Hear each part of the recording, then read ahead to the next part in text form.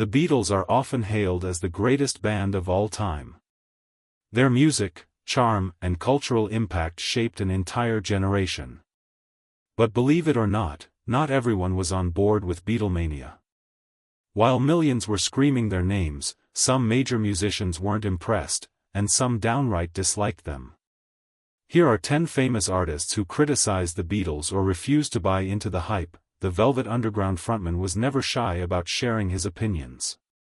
He once dismissed the Beatles' legacy, calling their music overrated and even labeling them as garbage in a brutal interview. Although he admired some of their songwriting, Davies once took a jab at the Beatles' live performances, calling them sloppy and suggesting their fame was more about image than talent. Sinatra was a vocal critic of rock and roll as a whole.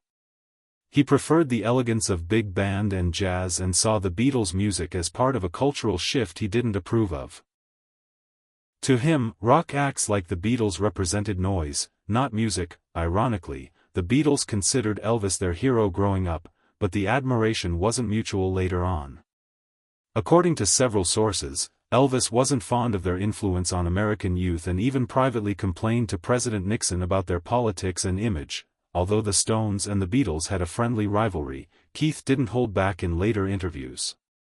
He criticized Sgt. Pepper's Lonely Hearts Club Band as a mishmash of rubbish, claiming their studio experiments had no soul. Gallagher has praised the Beatles in some moments, but he's also mocked them for being overhyped, calling John Lennon a bit of a hippie weirdo, and questioning the band's later psychedelic phase. Nugent, known for his loud guitar playing and louder opinions, wasn't impressed by the Fab Four's softer sound. He once referred to their music as flippant lousy, and said it lacked the energy of real rock and roll. Morrissey has often thrown shade at music legends, and the Beatles were no exception. He once remarked that their cultural pedestal was undeserved, and called their early hits childish. Also known as Johnny Rotten, Lydon saw the Beatles as part of the establishment he was rebelling against.